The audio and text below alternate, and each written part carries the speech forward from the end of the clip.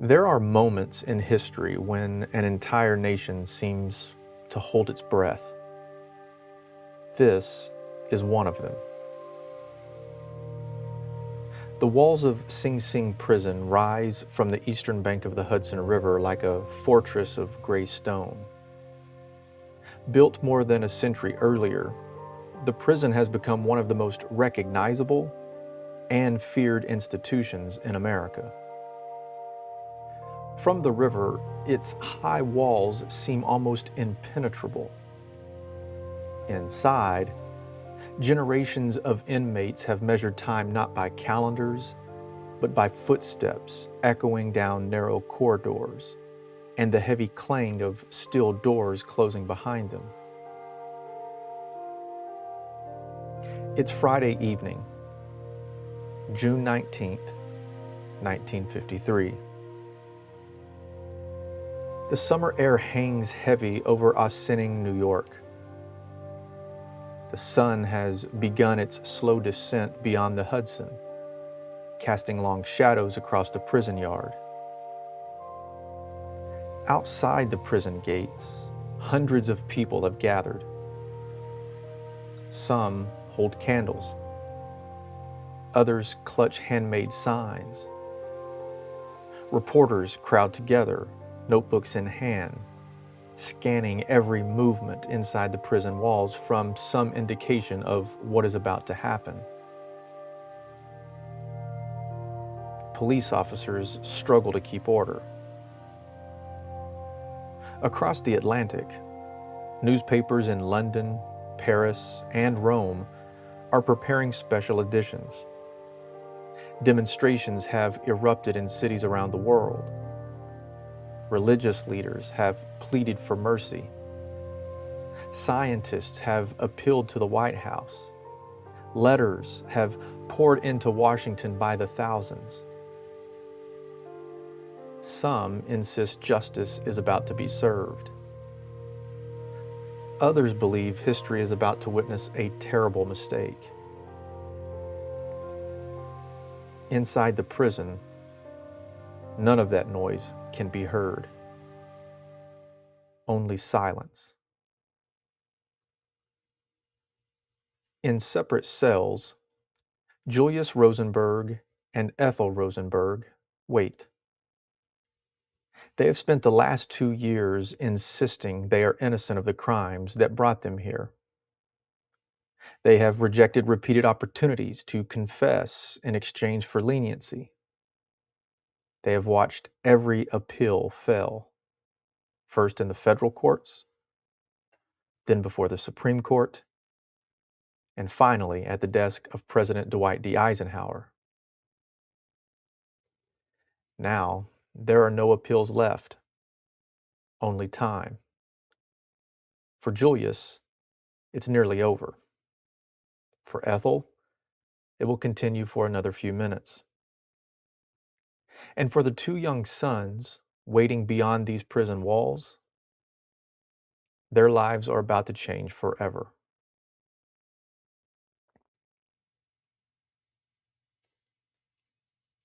The story of Julius and Ethel Rosenberg is often told as if everyone already knows the ending. History has a way of doing that. When we look backward, the past can seem inevitable, as though every decision, every mistake, every triumph was leading toward a conclusion no one could avoid. But history never feels inevitable to the people living through it. In 1953, Americans were not looking backward. They were looking over their shoulders. The world had changed with terrifying speed. Only 8 years earlier, the United States had emerged from the Second World War as the only nation on Earth possessing the atomic bomb. It was a weapon unlike anything humanity had ever imagined.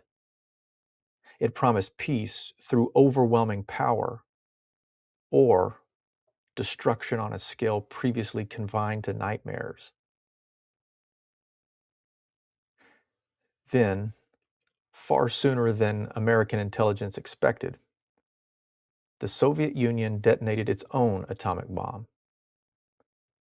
The impossible had happened. Washington demanded an explanation. Military officials had believed they possessed years of technological superiority. Scientists insisted the Soviets could not have accomplished the feat so quickly on their own. If they hadn't developed the bomb independently, then someone must have helped them. Someone had betrayed the United States. That belief transformed the political atmosphere almost overnight. Suspicion spread through government agencies. Neighbors questioned neighbors. Co-workers quietly watched one another. Congressional committees investigated alleged communist influence in Hollywood, universities, labor unions, and federal offices. Newspapers warned of hidden enemies operating inside American borders. Fear became part of everyday life. It is difficult to understand the Rosenberg case without understanding that fear, because fear changes people. Fear changes governments, and sometimes fear changes justice itself. If you asked 100 people today what they know about Julius and Ethel Rosenberg, many could answer in a single sentence. Well, they were executed for spying. It's a simple, direct, and very certain answer. But almost every word in that sentence opens another question. What exactly did Julius Rosenberg do? What evidence existed against Ethel? Did prosecutors prove their case? Why did the government seek the death penalty? Why did so many respected scientists, writers, religious leaders, and politicians around the world believe the executions should not have taken place? And perhaps most importantly, what have historians learned since 1953 that neither the jury nor the public knew at the time? Because this story did not end when the electric current stopped flowing through the execution chamber. In many ways, it was only the beginning. Over the decades that followed, sealed government files would be opened. Soviet intelligence records would emerge from behind the Iron Curtain. Secret American code-breaking projects, hidden even from the trial itself, would finally become public. Witnesses would change their stories. Family members would speak out. Historians would revisit evidence that jurors never had the opportunity to examine. And some conclusions would become clearer. Others would become even more complicated. The farther we move from 1953, the more fascinating this story becomes. But before there were courtroom arguments, before FBI agents, before newspaper headlines, before accusations of espionage, before death sentences, there were simply two young New Yorkers, a son of Jewish immigrants, a daughter who dreamed of singing professionally, two idealistic young people who met during one of the most difficult decades in American history. They fell in love. They believed in causes larger than themselves. They started a family. And somewhere along the way, their lives became entangled with the greatest geopolitical struggle of the 20th century. Whether by conviction, by loyalty, by ambition, or by circumstances still debated today, their names would become inseparable from the Cold War itself. As we tell this story, We'll separate what was known then from what was discovered later.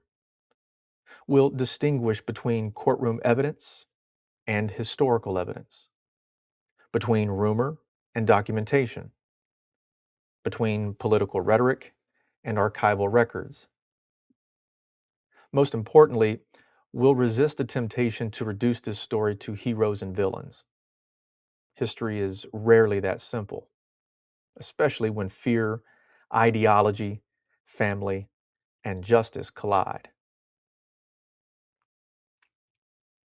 Imagine for a moment New York City in the early 1930s. The Great Depression has left millions unemployed. Bread lines stretch around city blocks. Factories close their doors.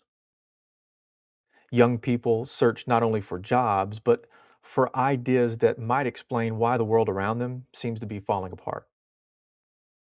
And for some, the answer lies in capitalism. For others, democracy.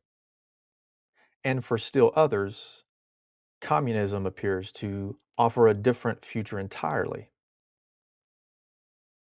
It is there, in that city, in that decade, amid economic hardship, political awakening, and youthful idealism, that our story truly begins.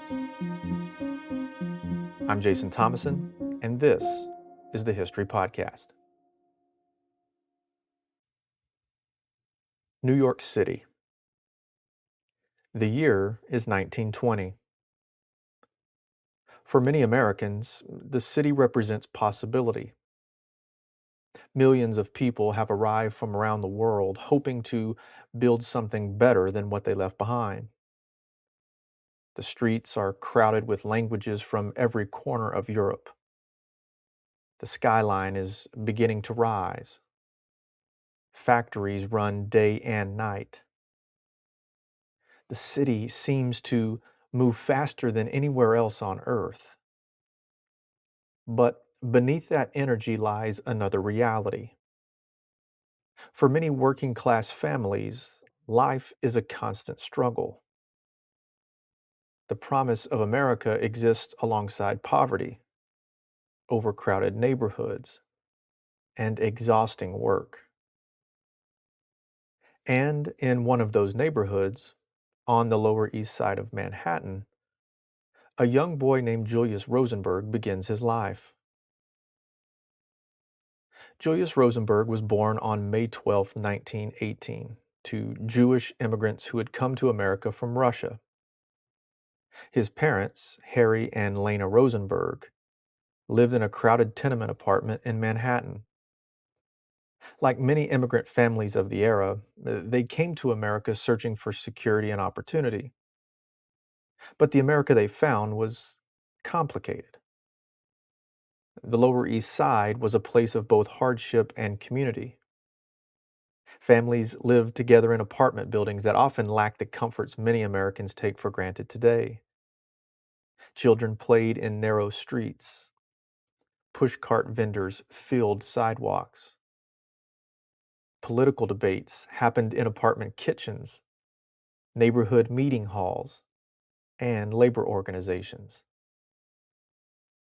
For young people growing up there, the world was impossible to ignore. Poverty was visible. Inequality was visible. And for many, questions about how society should be organized were not abstract political debates. They were personal. Julius was not born into wealth or privilege. He was intelligent, disciplined, and ambitious. Teachers recognized his abilities early, and education became his path toward a different future.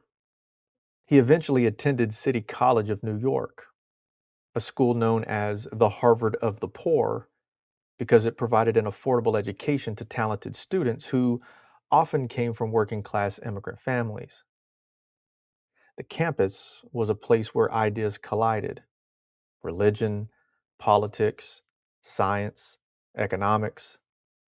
The events unfolding around the world shaped conversations among students. The Great Depression had devastated economies across the globe. Capitalism, which had promised prosperity, appeared to many young people to have failed. At the time, the Soviet Union presented itself as an alternative model, a society that claimed to have eliminated economic exploitation and placed power in the hands of workers. For some Americans, particularly during the 1930s, communism was not viewed primarily through the lens of the Cold War that would come later. The Soviet Union had not yet become America's greatest enemy. Instead, many young intellectuals saw communism as part of a broader international movement against fascism, against poverty, and against inequality. Some joined because they believed it represented justice. Others joined because they were searching for belonging. Others because they were drawn to the certainty and purpose that political movements could provide during uncertain times. Julius Rosenberg was one of those young people. During his years at City College, Julius became involved with communist organizations connected to the American Communist Movement. This was not an unusual path for politically engaged students during that era. The 1930s were a time when thousands of Americans joined organizations across the political spectrum. The world was watching fascism rise in Europe. Adolf Hitler had taken power in Germany. Mussolini controlled Italy. The Spanish Civil War became an international struggle between competing ideologies. And for many young Americans, politics felt urgent. History was happening in real time. The question was not whether the world would change. The question was, what kind of change would come? Around this same period, another young New Yorker was finding her own place in the world.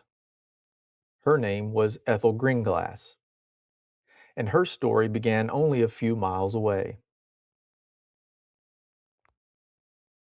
Ethel was born on September 28, 1915, in New York City. Like Julius, she was the child of Jewish immigrants. Her parents, Bernard and Tessie Greenglass, lived in a working class neighborhood in Manhattan. Her father worked as a garment cutter, and her mother managed the household. From an early age, Ethel showed a talent for music. She had a strong singing voice and dreamed of performing professionally. But her life, like many young women of her generation, was shaped by expectations and limitations. The Great Depression made artistic careers difficult. Economic realities often forced young people to prioritize survival over dreams. Still, music remained important to Ethel. Those who knew her described her as intelligent, expressive, and deeply interested in politics. Like Julius, she was drawn toward causes that promised a better world. The two met in the late 1930s. The details of their first encounters are not dramatic. No one around them knew they were witnessing the beginning of a relationship that would eventually become one of the most controversial marriages in American history. They were simply two young people in New York City. They shared political interest, they shared friendships, they shared a belief that ordinary people could change society, and eventually, they fell in love. Julius and Ethel married on June 18, 1939. They began building the kind of life that millions of young couples hope for: a home, a career, a family. Julius pursued electrical engineering. Ethel continued to support his career while raising their children. By outward appearances, they were not extraordinary. They were a young married couple trying to establish themselves in New York. But the world around them was changing. and the choices they made during those years would later be examined under an entirely different light. In September 1939, Nazi Germany invaded Poland. World War II had begun. At first, the United States attempted to remain neutral, but events overseas increasingly pulled America into the conflict. Then, on December 7th, 1941, everything changed. The Japanese attack on Pearl Harbor brought the United States directly into the war. And almost immediately, American industry transformed. Factories that once produced consumer goods began producing weapons. Scientists were recruited into secret government projects. Engineers became essential to national defense. And Julius Rosenberg, with his electrical engineering background, entered a world that would eventually place him near one of the greatest scientific secrets in human history. But this is where the story becomes complicated. Because when we talk about Julius Rosenberg, we're not simply talking about a man who lived during wartime. We're talking about a man who existed at the intersection of two powerful forces. One was loyalty to an ideology. The other was loyalty to a country. And in the 1940s, many people believed those two things could exist together. The Soviet Union, after all, was not yet America's enemy. It was America's ally. American soldiers fought alongside Soviet forces against Nazi Germany.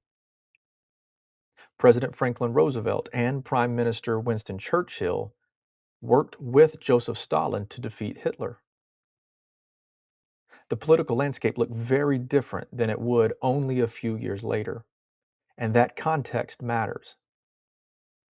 Because the question that would later define Julius Rosenberg's life was not simply, did he believe in communism? Because he clearly did. The more complicated question was, did those beliefs lead him to betray his country? During World War II, the United States began one of the most ambitious scientific projects in human history. Deep inside government facilities hidden from the public, thousands of scientists, engineers, and workers were racing to develop a weapon before Nazi Germany could do the same.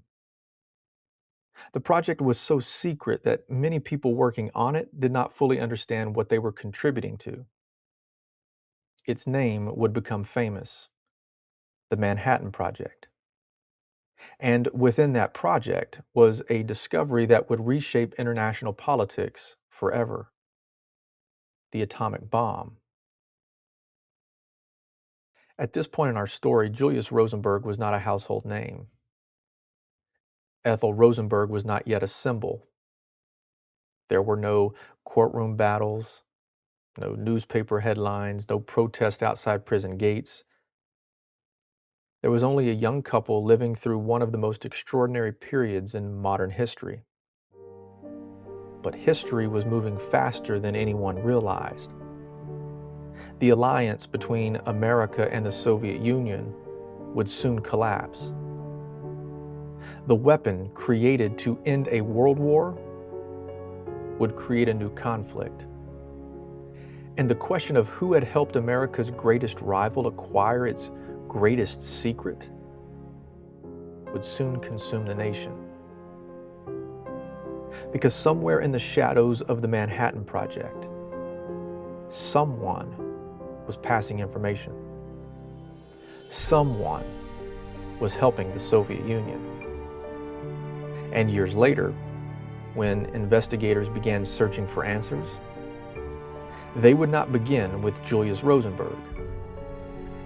They would begin by asking, how in the world did the Soviet Union get the atomic bomb years before America expected?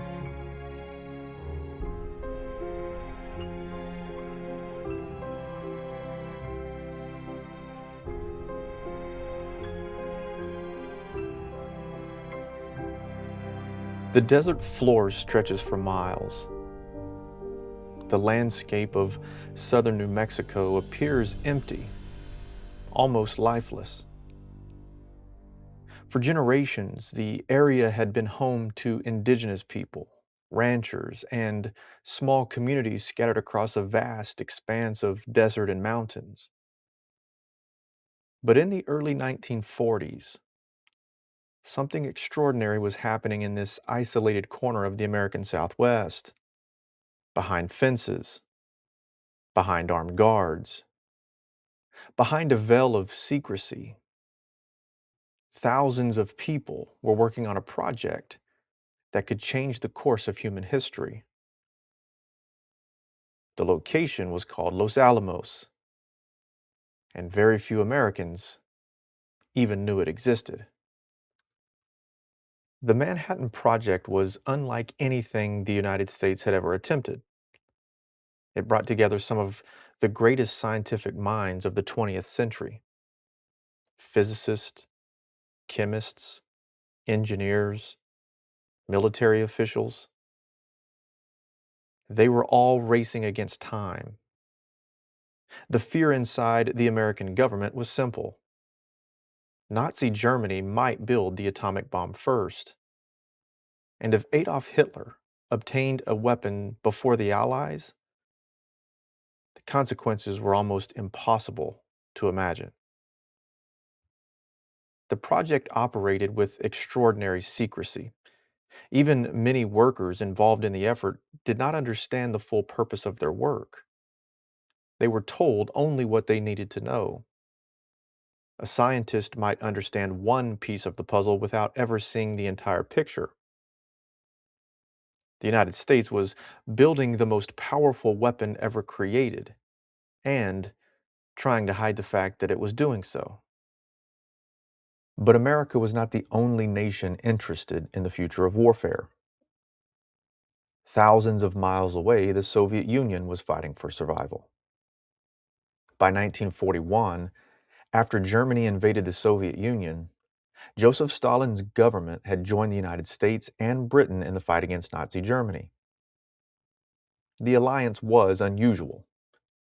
The United States and Soviet Union had spent years viewing each other with suspicion.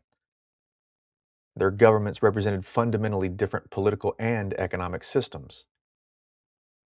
But war sometimes creates strange partnerships. For as long as Hitler remained the common enemy, cooperation was at least possible. And while Soviet soldiers fought on the Eastern Front against Nazi Germany, Soviet intelligence agencies were searching for information that could help their country survive in the world that would come after the war. That included information about America's atomic program. The Soviet Union understood something that American leaders did not fully appreciate. The atomic bomb was not merely another military weapon. It represented power. A nation that possessed a bomb could potentially shape the balance of global politics. And for Stalin, allowing the United States to maintain a nuclear monopoly was unacceptable. The Soviets needed information, and they began looking for people willing to provide it. The Soviet espionage effort in America was not built around one person. It was a network, a collection of individuals with different motivations. Some were ideologically committed communists. Some were motivated by money. Some believed they were helping an ally defeat fascism. Some simply found themselves caught in circumstances they could no longer control. That complexity would become central to the Rosenberg story. Because espionage is rarely as simple as one person deciding overnight, I will betray my country. More often, it develops through small decisions: a conversation here, a meeting there, a favor, a piece of information shared once, and then again.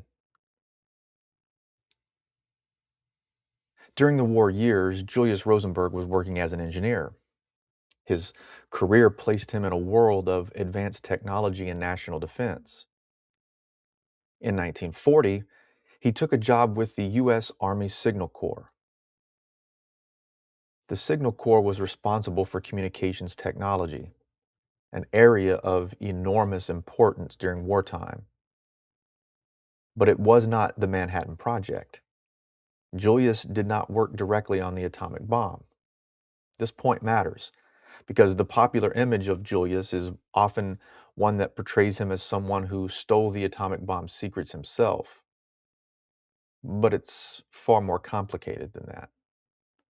What historians have increasingly concluded is that Julius played a role in a broader Soviet espionage network that collected information from multiple sources. So the question is not whether he personally walked into Los Alamos and stole the bomb plans. He did not do that. The question is how much information he helped obtain, who he recruited, and how significant his role was. Those questions would become the center of decades of debate. While Julius worked as an engineer, his political connections remained important. Through communist organizations and friendships developed during the 1930s, he became connected with people who shared his ideological beliefs. One of those people was a machinist named Joel Barr. Another was Alfred Sarant. Both would later become connected to Soviet espionage activities. There was also, among the engineers in Julius Rosenberg's circle, a colleague named Martin Sobel. Like Julius, Sobel was an electrical engineer, and the two men shared political interests and had known one another for years. Now, at this point, however, the full extent of these networks was hidden. To many involved, the world was divided into competing visions for the future. Fascism had nearly conquered all of Europe. Capitalism had collapsed into economic depression. Communism appeared to some as a possible alternative. They believed they were participating in history. They didn't necessarily see themselves as spies. This distinction would become one of the most important questions surrounding Julius Rosenberg. Was he a traitor who knowingly provided valuable secrets to America's future enemy? Or was he an ideologue who believed he was supporting an ally during wartime? The answer depends partly on when you look at him. A decision made in 1944 could look very different when viewed from 1953, because context changes the meaning of actions. Then came August of 1945. The United States dropped atomic bombs on Hiroshima and Nagasaki. The world entered the nuclear age. The weapon that had been developed in secrecy was now impossible to ignore. The United States possessed something that no other country had. And for a brief moment, America held a monopoly on the most destructive weapon ever created. But that monopoly would not last. In September of 1949, President Harry S. Truman made an announcement that shocked the American public.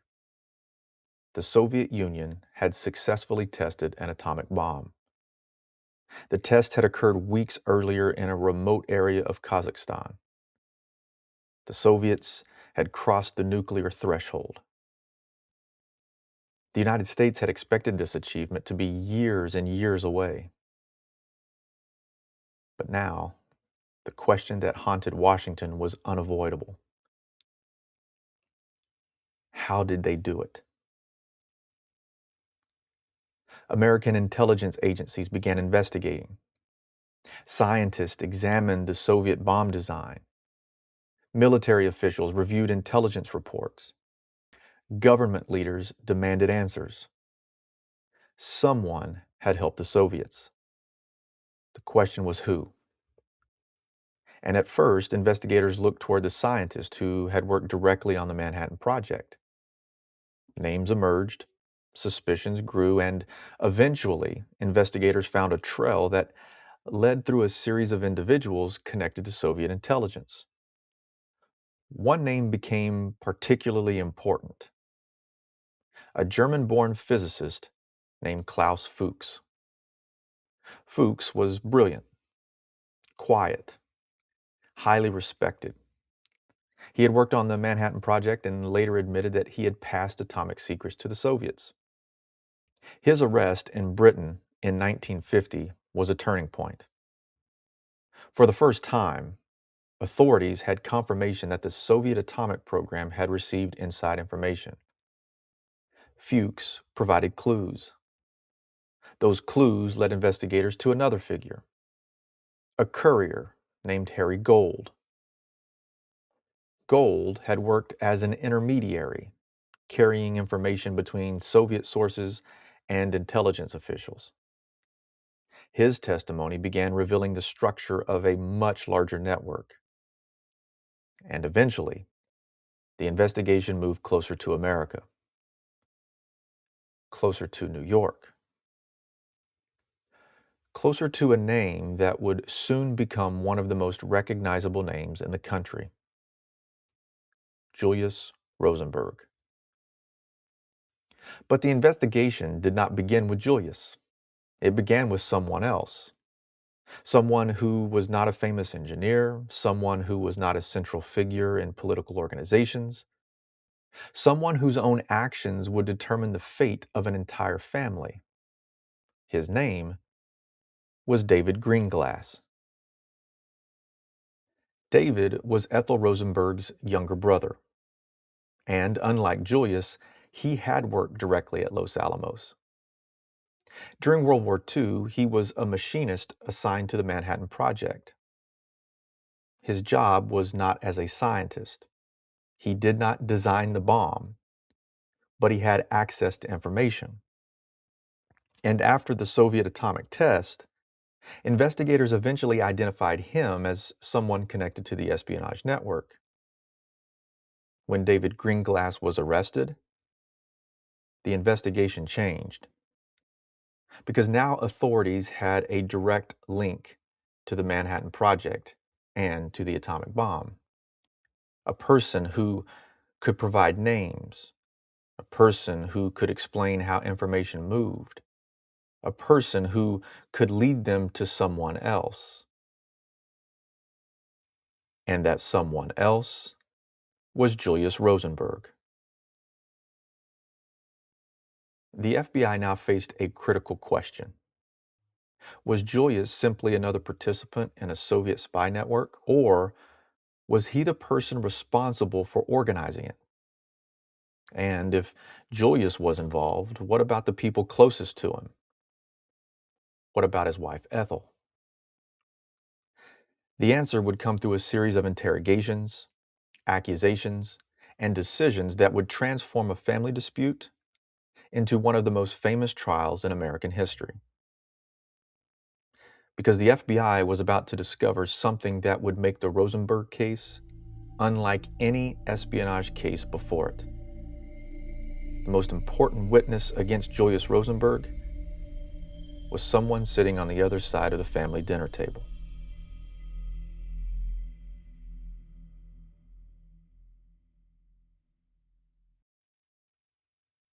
The FBI field office in New York, early 1950. The atmosphere inside the building has changed. For years, federal agents have been searching for evidence that Soviet intelligence penetrated America's atomic program. The discovery that the Soviet Union had successfully tested a nuclear weapon has transformed a question into an emergency. The question is no longer, could someone have helped the Soviets? The answer is now clear. Someone did, but the question is who? The Federal Bureau of Investigation is under enormous pressure. The public wants answers. Politicians want accountability. The Truman administration needs to explain how America, the nation that had built the atomic bomb first, could have lost its advantage so quickly. Every possibility is being examined. Every connection is being traced. Every name is being reconsidered. The investigation is not simply about espionage, it's about national security. And in the early years of the Cold War, national security has become inseparable from fear.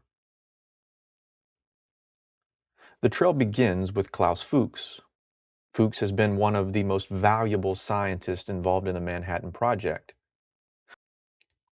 Born in Germany, he fled the Nazis and eventually became a respected physicist working with the Allied atomic program. For years, he appeared to be exactly the kind of person America needed. A brilliant scientist, a refugee from fascism, a contributor to the Allied victory. But behind that public image was a secret. Fuchs had been providing information to Soviet intelligence. When British authorities arrested him in early 1950, he confessed. His confession sent shockwaves through Western intelligence agencies. The Soviets had not guessed their way into building a bomb. They had received help. Fuchs revealed information about the channels used to transfer atomic secrets. That information led investigators to Harry Gold. Gold was not a scientist. He was not a government official. He was a courier, a person who connected those with information to those who wanted it. When questioned by authorities, Gold eventually admitted his role. And during his interrogation, another name emerged: David Greenglass. David Greenglass was 28 years old. He was not the person most Americans would have expected to find at the center of an atomic espionage investigation. He wasn't a political leader. He wasn't a famous scientist. He was just a machinist. But during World War II, he had been assigned to Los Alamos, New Mexico, the place where America had built the atomic bomb. To understand why Greenglass mattered, it is important to understand Los Alamos itself. It was not a normal military installation. It was a secret city that appeared almost overnight in the New Mexico desert. Scientists and workers arrived with little explanation of what they were doing. Families moved into remote locations, surrounded by security checkpoints. Mail was censored. Communications were monitored. The government worked aggressively to keep the project hidden. But secrecy is never perfect. Thousands of people knew something important was happening there, and David Greenglass was one of them. Greenglass worked as a machinist at Los Alamos. He was not among the scientists designing the bomb. He did not have access to every aspect of the project, but he worked close enough to see pieces of information that Soviet intelligence considered valuable. Years later, investigators would argue that information obtained through Greenglass helped the Soviet atomic effort. The details of exactly what he provided and how important it was would become a matter of debate for decades. But in 1950, investigators were not thinking about historical debates. They were building a case, and David Greenglass was their doorway. When investigators questioned Greenglass, he faced a difficult reality. He was already implicated. His own actions had placed him in danger. A conviction could mean many years in prison, possibly more. But there was another possibility. cooperation. In espionage investigations, prosecutors often face a difficult choice. The people who know the most are often the people who participated. And in order to reach the center of a network, investigators frequently rely on those inside it. Greenglass had information, and he had a connection: his sister, Ethel Rosenberg.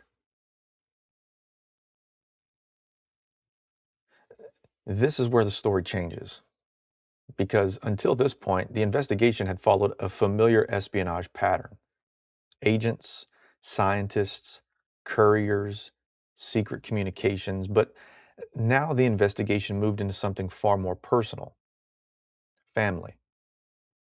Julius Rosenberg had married Ethel Greenglass more than a decade earlier. Their lives had become intertwined. Their families knew each other. Their children played together. They shared holidays. They shared memories. And now, one member of that family was pointing the finger toward another. According to Greenglass's later testimony, Julius Rosenberg had recruited him into the Soviet espionage. Greenglass claimed that Julius encouraged him to provide information from Los Alamos. He also implicated Ethel, and the government believed, because of that testimony, that Ethel had participated in the conspiracy by helping her husband and serving as a link between members of the network. But this point would become one of the most controversial aspects of the entire case. Ethel had not worked at Los Alamos. She had not been accused of personally passing atomic information. The government's case against her depended largely on the idea that she was a knowing participant in Julius's activities. And that raised a question that would remain unresolved. Was Ethel Rosenberg an active spy, or was she a wife caught in her husband's world?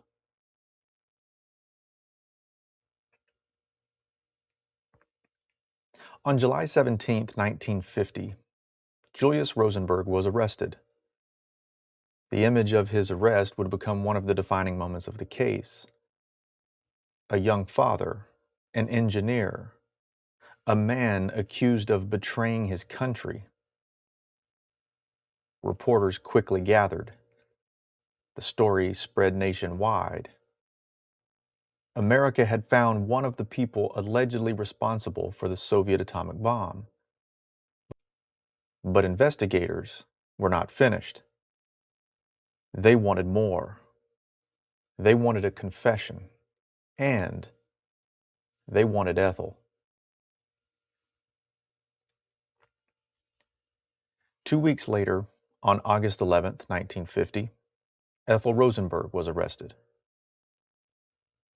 Her arrest shocked many people, not because Americans were unfamiliar with espionage cases. They weren't. The Cold War had already created intense suspicion about communist activity. What surprised many was the image of Ethel herself. She wasn't a scientist, a government employee. She was a mother of two young boys. She was a wife. She was a woman who, to many observers, did not fit the image of a dangerous spy. The government, however, saw things differently.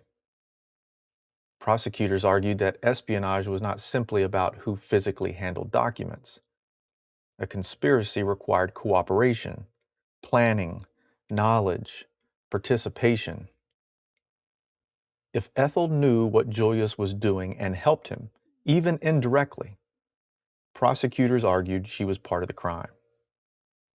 But as the investigation moved toward trial, a crucial question remained.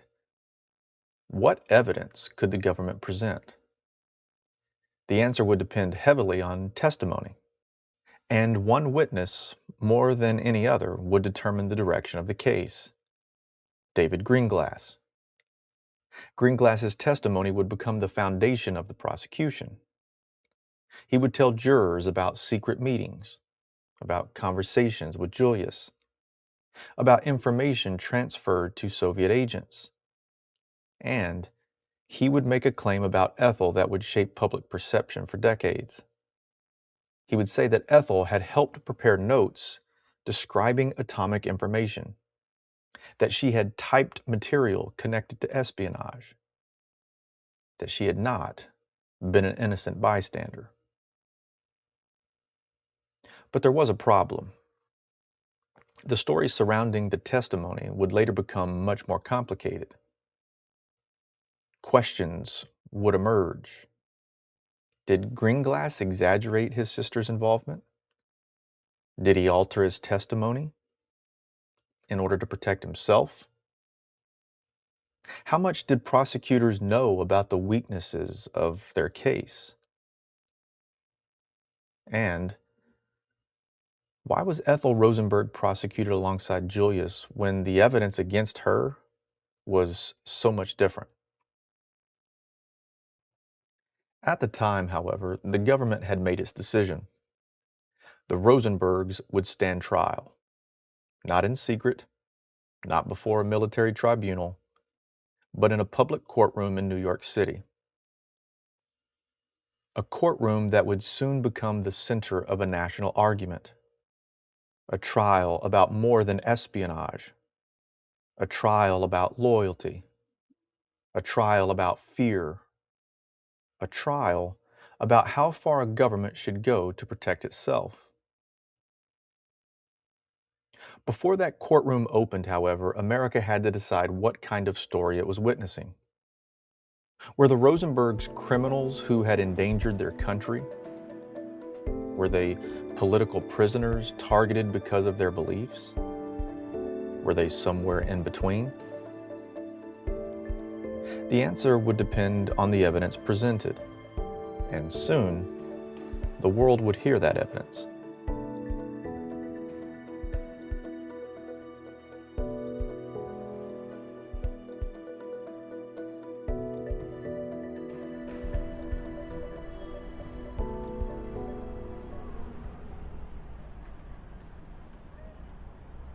New York City, March 6th, 1951. The morning begins like many others in Lower Manhattan. Workers hurry through the streets. Cars move through crowded intersections. Steam rises from subway grates. The city moves with its usual rhythm. But inside the federal courthouse in Foley Square, something different is happening. Hundreds of people have gathered. Reporters fill the hallways. Spectators wait outside hoping for a seat. Security officers watch carefully as defendants, attorneys, and witnesses move through the building. Everyone understands that this is not an ordinary criminal trial. The United States government is accusing Julius and Ethel Rosenberg of helping America's greatest geopolitical rival obtain one of the most powerful weapons ever created. The stakes could not be higher. The courtroom is packed. At the front sits Judge Irving Kaufman. He is a federal judge appointed to the bench during the administration of Harry S. Truman.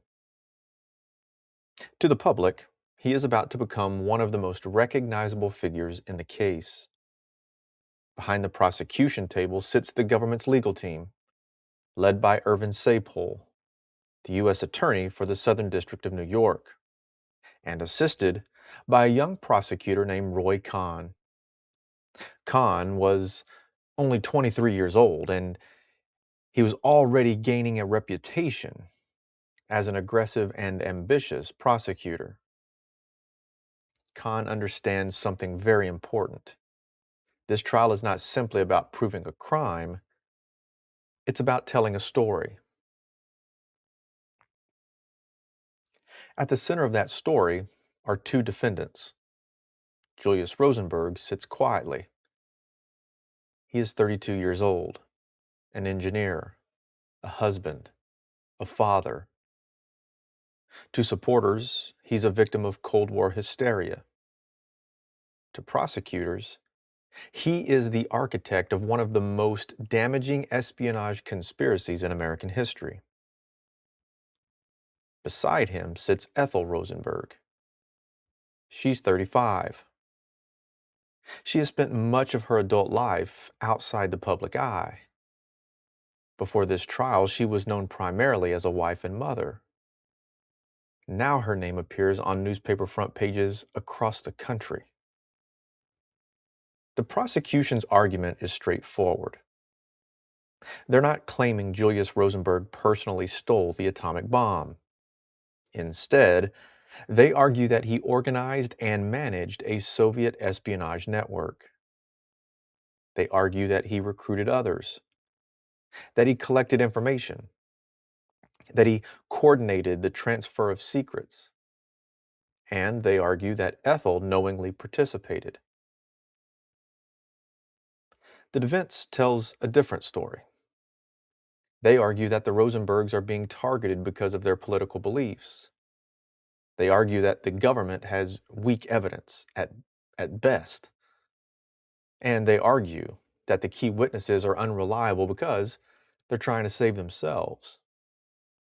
From the beginning, the trial turns on one central question: who should the jury believe? The government's first major witnesses are not dramatic figures. They're not spies in trench coats. They're ordinary people whose lives became connected to extraordinary events. One of the most important is Harry Gold. Gold is a chemist and former laboratory worker who admitted acting as a courier for Soviet intelligence. His testimony provides prosecutors with a link between different members of the network. Gold will describe meetings, names, locations, connections. But the defense immediately attacks his credibility. Gold is not an innocent observer. He was involved. He had also admitted lying in the past. He was a participant seeking leniency. And the defense argues that his testimony must be viewed with caution. Then comes David Greenglass, the government's most important witness, and perhaps the most complicated figure in the entire story. When Greenglass enters the room, he's not simply another witness. He's Ethel Rosenberg's younger brother. He is testifying against his own sister. The emotional weight of that moment is impossible to ignore. The courtroom is no longer just hearing about espionage, it is hearing about family.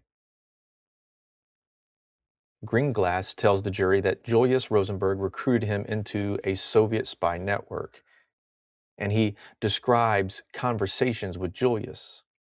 He describes meetings. He describes passing information to Soviet representatives. Most importantly, he implicates Ethel. He tells jurors that she helped prepare material that would be passed along to the Soviets. He presents her not as an uninvolved spouse, but a willing participant. For prosecutors, this testimony is essential because without it, the government's case against Ethel is much weaker.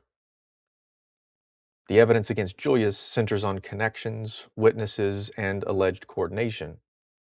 But the evidence against Ethel relies heavily on proving that she knew what Julius was doing and assisted him. Greenglass gives prosecutors that link.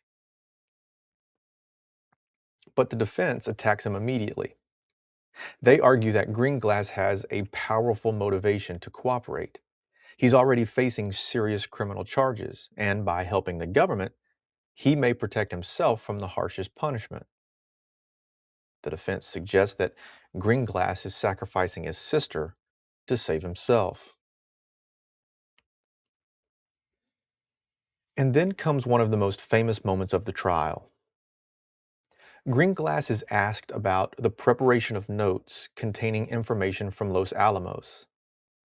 The prosecution wants to establish that Ethel participated directly, that she was not simply aware of Julius's activities, that she actively helped. The testimony becomes one of the most important moments in the case. Decades later, historians would revisit this testimony. They would examine newly available records. They would compare Greenglass's statements at trial with later interviews. And they would question aspects of his account.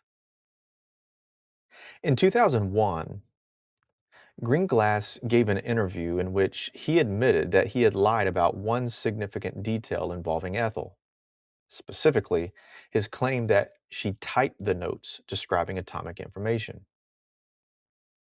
That admission would become central to later debates over Ethel's role. But in 1951, the jury did not have access to any of that future information. They had only the evidence presented in front of them. The prosecution also presents testimony from other witnesses connected to the alleged network. They describe Julius Rosenberg's activities. They describe contacts with Soviet agents. They describe efforts to obtain information. Piece by piece, the government builds its case. Not through one dramatic revelation where the crowd collectively gasps, but through accumulation. A name, a meeting, a document, a connection. Then comes the defense. Julius Rosenberg takes the stand. His decision is risky. In criminal trials, defendants often choose not to testify. The prosecution can use their statements against them, but Julius wants the jury to hear his explanation. He denies being a spy. He denies passing secrets. He describes himself as a victim of political persecution. The prosecution challenges him aggressively. They question his political associations. They question his relationships. They question his inconsistencies. The government attempts to convince jurors that Julius's communist beliefs were not simply political opinions. They were evidence of his loyalty to a foreign power. But the trial is happening during a very specific moment in American history. The country is consumed by concerns about communist influence. Just weeks before the Rosenberg trial, Senator Joseph McCarthy had gained national attention for accusing people within the federal government of communist infiltration. The Korean War was underway. The Soviet Union had the bomb. China had fallen to communist forces. The Cold War no longer felt like a distant political struggle. It felt immediate, personal, and dangerous. The jury now faced an enormous responsibility. They had to decide whether the government had proven its case beyond a reasonable doubt. But they were also living through one of the most intense political moments in American history. The trial lasted less than a month. And compared with the importance of the case, the proceedings moved very quickly. On March 29, 1951, the jury received the case. The courtroom became quiet. The jurors left to deliberate. For the Rosenbergs, there was nothing left to do. No more witnesses, no more arguments, no more questions, only waiting. After only a few hours, the jury returned. The defendants were brought back into the courtroom. The foreman stood. The verdict was read. Guilty. Julius Rosenberg. Guilty. Ethel Rosenberg. Guilty.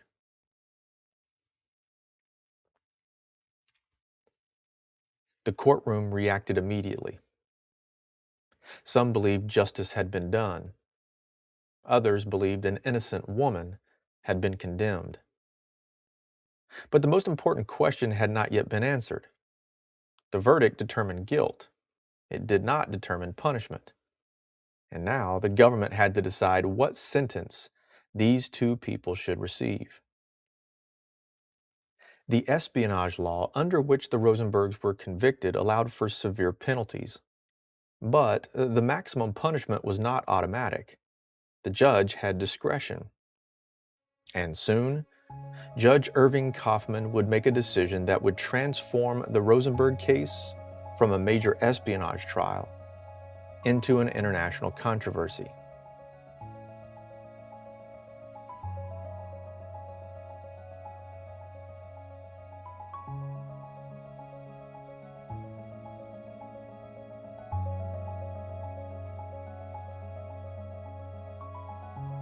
March 29th, 1951. The courtroom is still.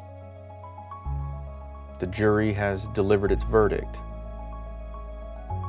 The words that Julius and Ethel Rosenberg had feared have now become reality. Guilty. But the trial is not over. A verdict answers one question. Did the government prove the crime? Now another question remains. What should happen to the people convicted? The courtroom once again fills with anticipation. The Rosenbergs sit before Judge Irving Kaufman. The judge has heard the arguments. He has heard the evidence. He has heard the testimony describing a conspiracy that prosecutors say helped the Soviet Union obtain atomic secrets. And now, he must decide their punishment. Before announcing the sentence, Kaufman speaks about the seriousness of the crime. His words reflect the fears of the era. He describes the Rosenbergs' actions as having contributed to the Korean War and the deaths of American soldiers.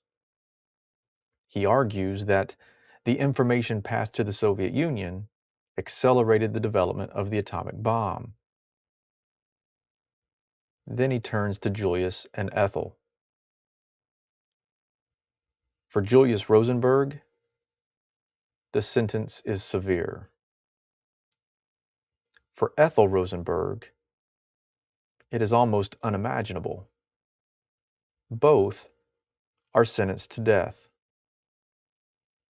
The only civilians in American history convicted of espionage and executed during peacetime.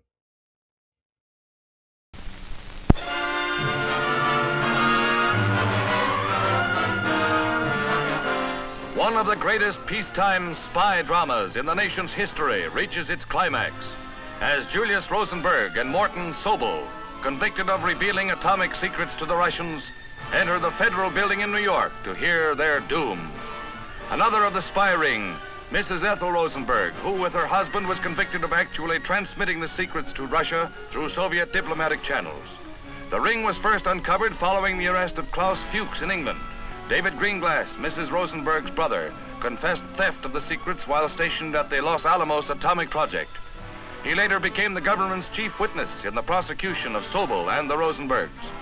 It is a stern jurist they face in Judge Irving Kaufman. After administering a tongue lashing in which he charged them with the indirect death of thousands of men in Korea, he sentenced both Rosenbergs to death in the electric chair and Sobel to 30 years in prison. At the time these pictures were made, Greenglass still had to hear his fate. It is the first time in peacetime that such a death penalty has been handed down. And while appeals to the highest courts are planned, it certainly appears that the spies are headed along a one-way street. The reaction is immediate.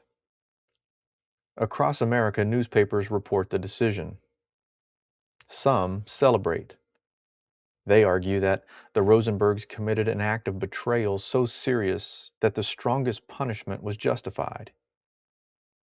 They believe the government has sent a necessary message. Stealing atomic secrets is not merely a crime, it is a threat to national survival. But around the world, the response is dramatically different.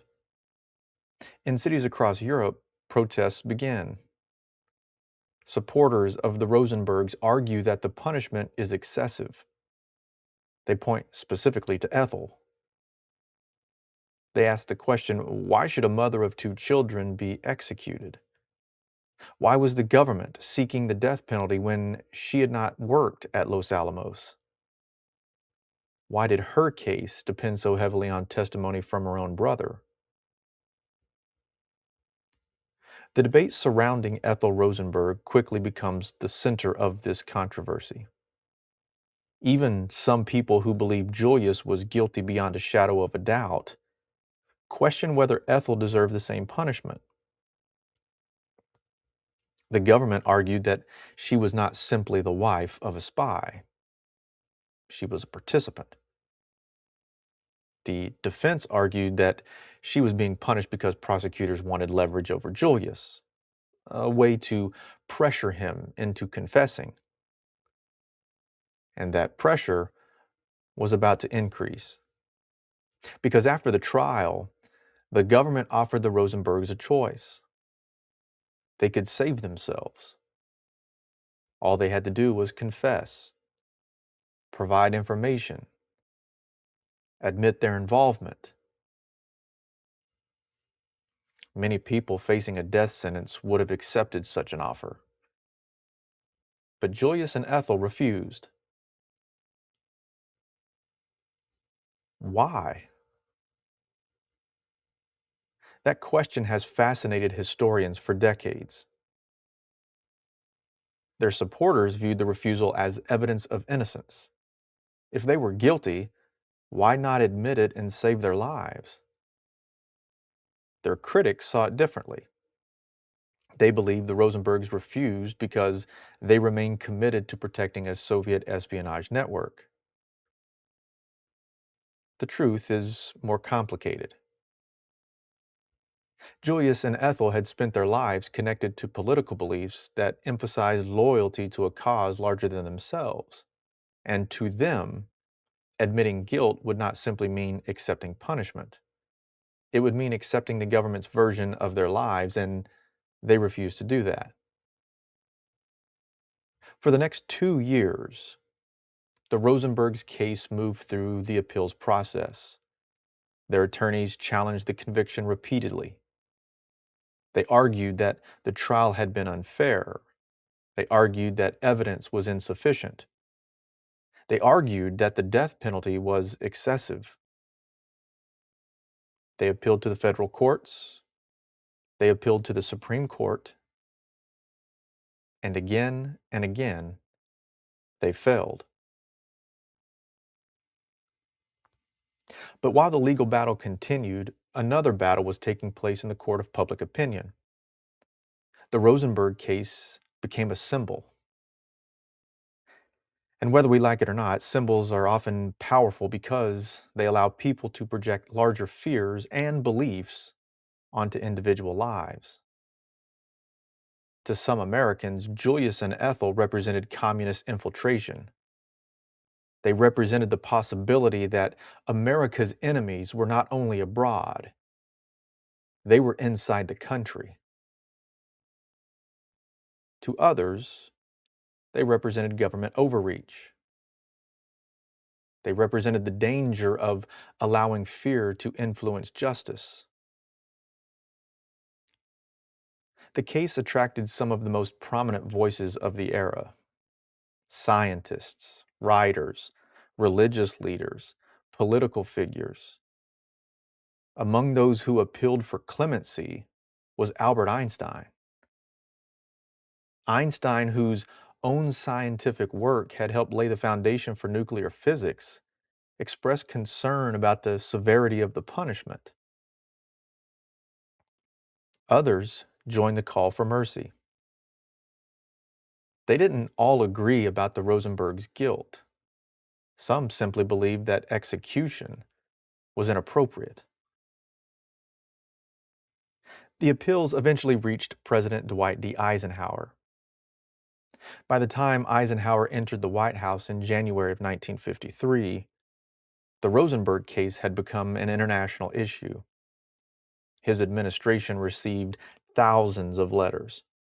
Some demanded execution, others begged for mercy. And the president now faced a decision. Would he allow the sentence to be carried out? Or would he give them a stay of execution? Eisenhower reviewed the case, and ultimately he rejected the request for clemency. His reasoning reflected the mindset of the early Cold War. He believed the Rosenbergs' actions had endangered American lives. He believed the evidence justified the conviction, and he believed that reducing the sentence would undermine the seriousness of the crime. The execution date was set, June 18th, 1953, the Rosenbergs' 14th wedding anniversary. The date was later moved to June 19th after legal proceedings delayed the execution.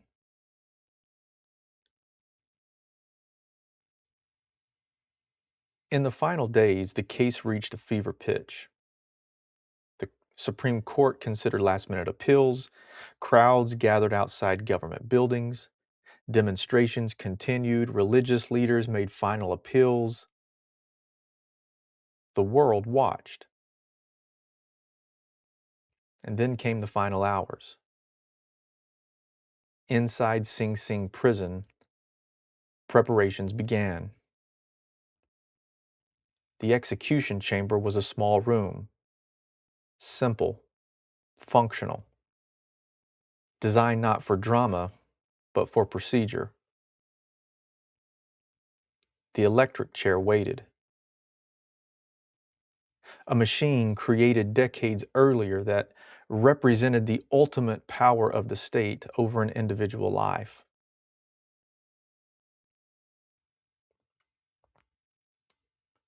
Julius and Ethel spent their final moments together as much as prison officials would allow. They wrote letters. They said goodbye. They focused on their children. Their sons, Michael and Robert, were 6 and 10 years old at the time. They had grown up watching their parents become symbols in a conflict much larger than themselves. At 8 p.m. on June 19th, Julius Rosenberg was led to the electric chair. The prison walls separated him from the crowds outside. The world continued watching. But inside that room, there was only procedure. The chair, the guards, the witnesses. The final moments of a man whose name had become inseparable from one of the greatest fears of the 20th century. After Julius was executed, Ethel was informed. She had a few more minutes. Then she was taken to the chamber. Ethel Rosenberg was executed shortly afterward. She was 37 years old. A wife, a mother, a convicted spy, a symbol. All of those descriptions would follow her for generations. But as the prison gates closed that night, the debate did not end. In some ways, it grew louder. Because the question that remained was not simply whether Julius and Ethel Rosenberg were guilty. The question was whether the punishment matched the crime, whether justice had been served. whether fear had influenced the outcome, and whether history would eventually reveal facts that the courtroom never knew.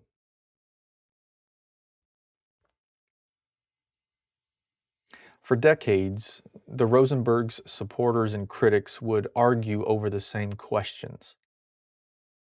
But the future would bring something neither side could fully predict. Documents hidden for years would become available. Secret intelligence programs would finally be revealed. And historians would begin examining the case with information unavailable to anyone in that courtroom. The execution chamber at Sing Sing had closed, but the historical investigation was just beginning.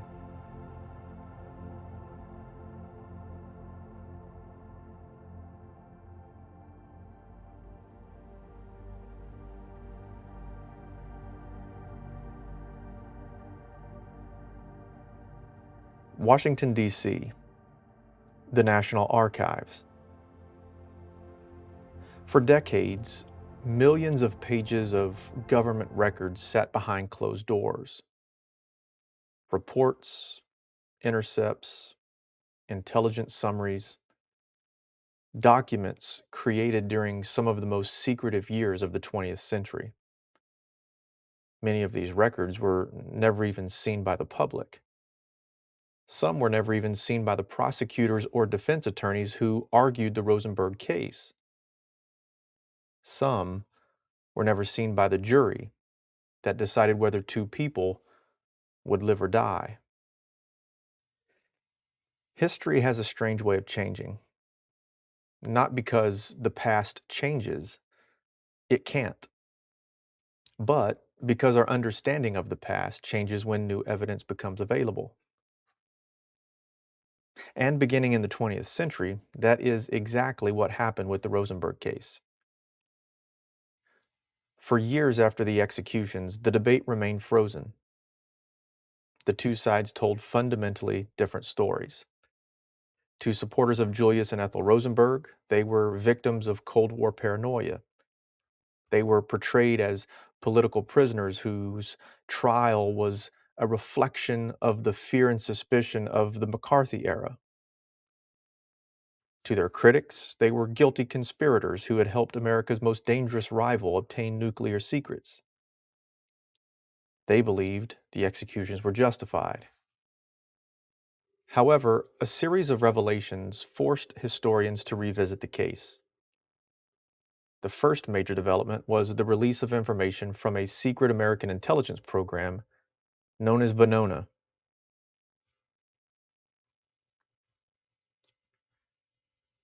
Washington, D.C., 1943. Inside the U.S. Army's Signal Intelligence Service, a small group of cryptanalysts began an extraordinarily difficult task. They were attempting to decode encrypted communications sent by Soviet intelligence operatives. The project was called Venona. For decades, it remained one of the government's most closely guarded secrets. Even many senior officials were unaware of its existence. The work was slow. The Soviet messages had been encrypted. Some used one-time pads, a system theoretically impossible to break if used correctly. But mistakes by Soviet operators created vulnerabilities. Over time, American codebreakers were able to recover portions of the messages. What they discovered was a hidden world. Names, code names, networks, communications between Soviet intelligence officers and their American contacts. The Venona documents did not become public until the 1990s. And when historians examined them, one thing became increasingly clear. Soviet espionage in the United States during World War II was real. It was not a fantasy created by politicians. It was not simply Cold War hysteria. The Soviet Union had recruited Americans who provided information. Among those documents was information connected to a person identified by the codename Liberal. Historians and intelligence experts concluded that Liberal referred to Julius Rosenberg. The evidence from Venona supported what many historians had begun to argue. Julius Rosenberg was involved in Soviet espionage. This revelation changed the debate. It did not prove every claim made by prosecutors in 1951. It did not answer every question, but it made one thing much more difficult to argue, that Julius Rosenberg was completely innocent. However, the evidence surrounding Ethel was far more complicated. And this is where the story becomes more difficult, because the Rosenberg case was never truly one case. It was two: the case against Julius and the case against Ethel. By the time the Soviet archives and intelligence records became available, a broad historical consensus began to emerge. Julius Rosenberg had participated in Soviet espionage. He recruited others. He maintained contacts. He provided information. The exact importance of that information still remains debated, but many historians will argue that his activities contributed significantly to Soviet technological advancement. Some will argue that while he was involved, the atomic secrets most crucial to the Soviet bomb came primarily from other sources, especially scientists such as Klaus Fuchs and Theodore Hall. But the question of whether Julius participated became much less controversial. The evidence had changed the historical conversation. The same cannot be said for Ethel. For decades, Ethel Rosenberg became one of the most debated figures of the Cold War. Was she an active participant? Was she aware of Julius's activities? Was she simply protecting her husband, or was she prosecuted primarily as a way to pressure Julius into cooperating? The evidence against her was always different. She didn't work at Los Alamos. She didn't have access to atomic information. She was not accused of personally passing documents to Soviet agents. The prosecution's argument was that she was part of the conspiracy because she knowingly assisted Julius. And the most important evidence supporting that argument came from her younger brother, David Greenglass. And decades later, Greenglass's testimony became one of the most closely examined aspects of the case. David Greenglass continued to defend his testimony for many years. But in later interviews, including one in 2001, he acknowledged that he had lied about a key detail. He admitted that his claim that Ethel had typed notes containing atomic information was not true. Instead, he said Julius had likely typed the notes. That admission is significant because it did not necessarily prove Ethel was innocent, but it weakened one of the most important pieces of testimony against her. Modern historians have reached different conclusions.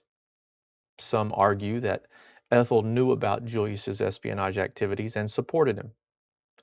They point to evidence from Soviet sources and testimony from others in that case connected to the network. Others argue that while Ethel may have known more than she admitted, the evidence presented at trial was insufficient to justify her conviction, and especially her execution. That distinction is important. A person can be aware of wrongdoing without being equally responsible for it. The law recognizes differences between knowledge, participation, and leadership. And historians continue to debate where Ethel Rosenberg belonged on that spectrum.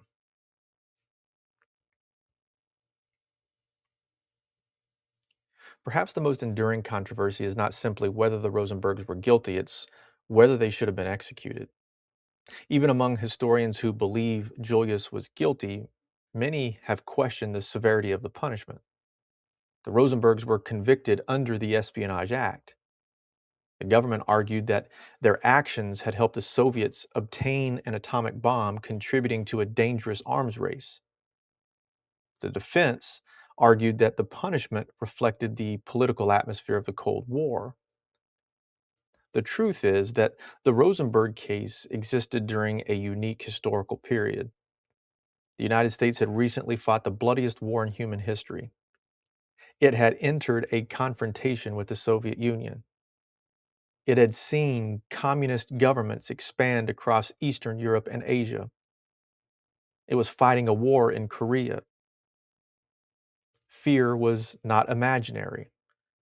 The threat was real. But history has always asked another question. How should a democracy respond when it feels threatened? That question extends beyond Julius and Ethel Rosenberg. It reaches into every period when nations have faced fear. How much power should the government have? How much evidence is enough? How do we protect national security without sacrificing fairness? And then there were the two boys, Michael and Robert Rosenberg. They were children when their parents were arrested. They were children when their parents were executed. They grew up not only with the loss of their parents, but with the weight of their names. For decades, they defended their parents' innocence. They became advocates for reopening the case. Their lives became another chapter in the story. Because the consequences of historical events rarely end with the people who make the decisions. They continue through families, through generations, through memory. After more than 70 years, perhaps the most honest answer is not as simple as either side once claimed. The historical record now strongly supports that Julius Rosenberg participated in Soviet espionage. The evidence also suggests that Soviet intelligence benefited from a network of American sources during and after World War II. But Ethel's role remains more contested. The evidence against her was always less direct, and the decision to execute her remains one of the most debated aspects of the case. The Rosenberg story endures because it refuses to fit neatly into one category. It is not simply a story about spies. It's not simply a story about government overreach. It's not simply a story about Cold War politics. It's a story about competing loyalties, about ideology, about fear, about justice, about the difficult choices people make when they believe they are serving something greater than themselves. And perhaps that is why the case still fascinates us. Because the most important question is not only were Julius and Ethel Rosenberg guilty? The deeper question is, what happens when a nation must decide how much justice it is willing to sacrifice in the name of security? This has been the History Podcast. I'm Jason Thomason. Thanks for joining me. We'll see you next time.